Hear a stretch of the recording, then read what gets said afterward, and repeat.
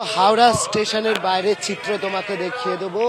বিভিন্ন জায়গা থেকে কিন্তু কর্মী সমর্থকরা যারা রয়েছেন তারা আসতে শুরু করে দিয়েছেন। হাওড়া স্টেশনের ভিতরে জিআরপি থেকে একটা হেল্প ডেস্ক করেছে হাওড়া স্টেশনের ভিতরে।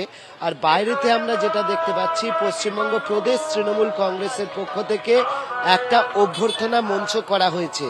এছাড়া তুমি দেখতে পাচ্ছ যে এখানে গেট তৈরি করা হয়েছে মমতা বন্দ্যোপাধ্যায় এবং অভিষেক বন্দ্যোপাধ্যায়ের ছবি দিয়ে বড় বড় গেট করা হয়েছে। এটা হাওড়া জেলার তৃণমূল কংগ্রেস এবং যুব তৃণমূল কংগ্রেসের পক্ষ থেকে গৌতম চৌধুরী, কৈলাস মিশ্র এদের তত্ত্বাবধানে পুরো কাজটা হয়েছে। অন্যদিকে যারা আসছেন কর্মী সমর্থকরা, তাদেরকে মূলত সকালের দিকে তারা যাচ্ছেন হচ্ছে ফেরিঘাট থেকে, ফেরি পেরিয়ে তারা কলকাতায় যাচ্ছেন এবং সেখান থেকে তারা মিছিল করে এই যে 21শে জুলাইয়ের যে মঞ্চ হয়েছে ভিক্টোরিয়া হাউস, সেই দিকে তারা রওনা দিচ্ছেন। এখন মূলত কোনো মিছিল যাচ্ছে না, এখন সবাই ফেরি পেরোচ্ছেন, ফেরি পেরিয়ে তারা যাচ্ছেন।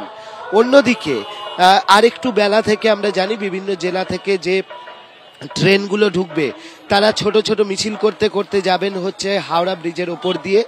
আর সব থেকে বড় মিছিল সেটা হওয়ার কথা রয়েছে প্রায় 10টা নাগাদ। বেলিলিয়াস রোড থেকে একটা রাজীব বন্দ্যোপাধ্যায়ের নেতৃত্বে একটা অভিনব মিছিল হবে এবং সেই মিছিল হাওড়া ব্রিজের ওপর দিয়ে প্রায় 10:30টা নাগাদ সেই মিছিলটা বেরোবে, যেটা রওনা দেবে একদম ধর্মতলার দিকে। তো সকাল থেকে আমরা যেটা দেখছি, ইতিমধ্যে কর্মী সমর্থক তারা আসতে শুরু করে দিয়েছেন এবং তাদের যাতে অসুবিধে না হয় সেই কারণে কিন্তু ইতিমধ্যে এখানে তৃণমূল কংগ্রেসের কর্মীরা তারাও দায়িত্বে রয়েছেন।